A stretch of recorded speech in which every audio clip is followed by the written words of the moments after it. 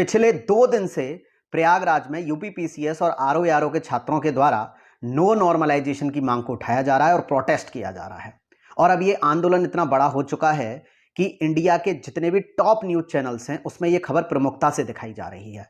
मैं उत्तर प्रदेश लोक सेवा आयोग के माननीय अध्यक्ष जी से और माननीय उत्तर प्रदेश सरकार से बस एक सवाल ये करना चाहता हूं, क्या आपको 2 दिन से इस खबर के बारे में कोई जानकारी नहीं मिली? और अगर आपको जानकारी मिली है तो आप मूक दर्शक बनकर क्यों बैठे हुए हैं? यूपीपीसीएस के छात्रों के द्वारा और आरओ के छात्रों के द्वारा जो नो नॉर्मलाइजेशन की मांग उठाई जा रही है वो 100% जायज है। उसे क्यों नहीं माना जा रहा है भाई?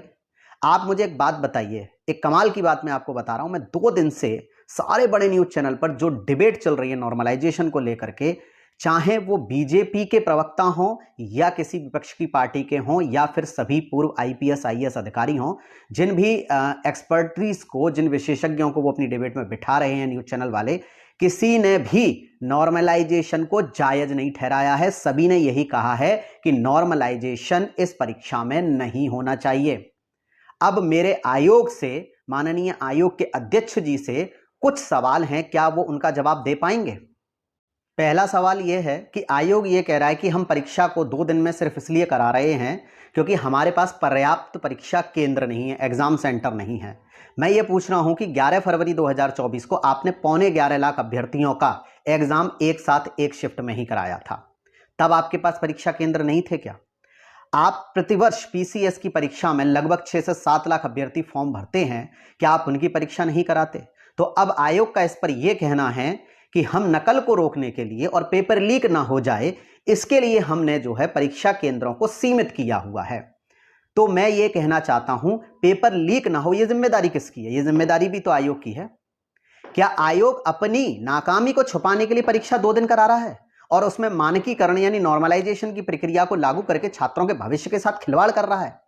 क्या आयोग को यह बात नहीं पता है कि नॉर्मलाइजेशन में परसेंटाइल का जो प्रोसेस होता है, भाई परसेंटाइल का प्रोसेस नीट आईआईटी जैसे एग्जाम में होता है क्योंकि वो कोर्सेज के लिए एग्जाम होते हैं, लेकिन यहां पर ये एग्जाम बहुत बड़े पद के लिए होता है, सरकारी नौकरी के लिए होता है। यहां छात्रों के भविष्य का सवाल है।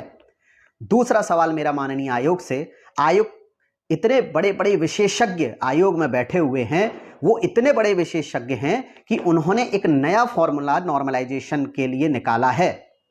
लेकिन मैं उन माननीय विशेषज्ञों जी से एक सवाल ये पूछना चाहता हूं कि आप ये बताइए कि जब आपने विज्ञापन में इस तरह की किसी भी प्रकार की कोई व्याख्या ही नहीं की कि परसेंटाइल लागू होगा या नॉर्मलाइजेशन लागू होगा, तो क्या आपको नहीं लग रहा कि जब आप इस परीक्षा को नॉर्मलाइजेशन की प्रक्रिया से कराएंगे तो छात्र अपने अंकों के लिए इस भर्ती प्रक्रिया को कोर्ट में केस करेंगे इसके लिए, और ये भर्ती प्रक्रिया कोर्ट केस में फंस जाएगी और फंस जाएगा उसके साथ में हजारों छात्रों का भविष्य। क्या आयोग को इस बात का कोई भी एहसास नहीं है?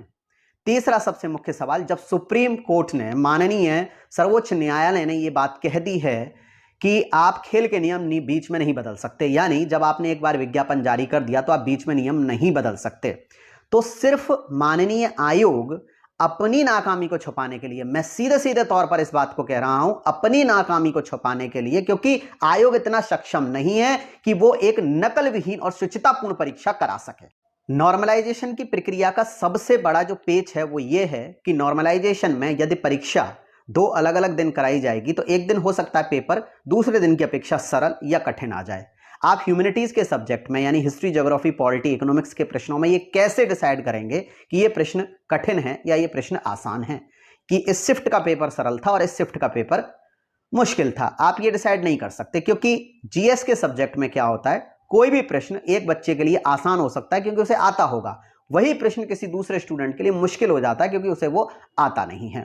तो सबसे जो जरूरी बात है कि नॉर्मलाइजेशन का मेथड इस परीक्षा में, प्रारंभिक परीक्षा में लागू हो ही नहीं सकता, और निश्चित तौर पर ही यहां पर जब परसेंटाइल की प्रक्रिया को अपनाया जाएगा तो परीक्षार्थियों को जो अंक मिले हैं रियलिटी में, उनसे नंबर उनके कम ही मिलेंगे। तो ये जो खेल है ये पूरा लक बेस हो जाएगा, ये मेहनत का नहीं हो जाएगा, ये लक बेस हो जाएगा। और अगर आयोग ये चाहता है कि उसको इस परीक्षा को लक बेस्ड ही बनाना है, तो एग्जाम कराने की क्या जरूरत है। एक डिब्बा ले लें, उसमें 6.25 लाख अभ्यर्थियों के एडमिट कार्ड डाल दें और लकी ड्रॉ के द्वारा पर्ची निकलवा लें और भैया ये मेंस एग्जाम देंगे। सिंपल सी बात है, क्योंकि आयोग मुझे नहीं लगता कि सक्षम है।